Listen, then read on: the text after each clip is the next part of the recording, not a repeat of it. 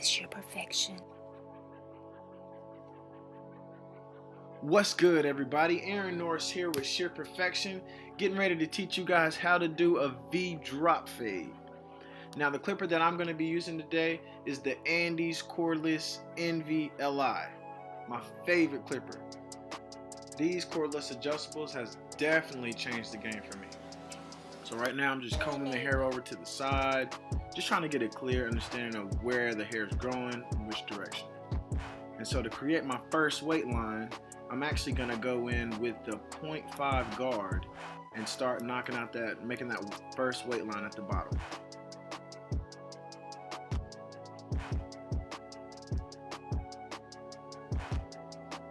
And you'll notice that when you swing around the back, you'll want to start to make your weight line, that first weight line, you want to start to make the shape of the V.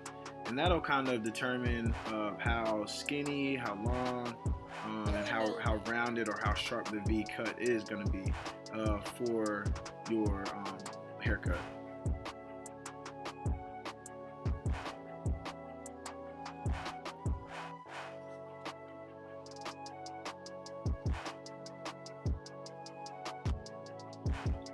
Alright, so we're just cleaning up that weight line, making it real nice. And now I'm going to come in with the 2 guard closed. Alright, so it's very important that you understand the difference between closed and open. For closed, the lever will be all the way up, and for open, the lever will be all the way down. Now I'm just going in with the 2 guard to create another weight line. And you'll also notice that I'm not digging into the head, I'm actually flicking out. So I'm actually following the shape of the head. So I'm just going straight up the side of the head. This process is also going to create my second weight line. Now I'm going to use my 1 guard closed to blend my 0.5 and my 2 guard. Everything's closed. So I'm just doing some detailed work, knocking out that weight line, and then you can see here the only thing I have left is a weight line going around the parietal ridge and dropping around the occipital bone. And now it's Shearperfection time. You know, this is what your boy is known for right here. Shearperfection. It's what we do. It's what we do. So we got my thinning shears. I'm just going in with the fine tooth side of the comb, and I'm just picking up the hair at the bottom, and I'm just combing through and just thinning it out. Trying to knock out that weight line. Now you'll notice that my V cut kind of changed into more of a wider V. It's not necessarily too sharp.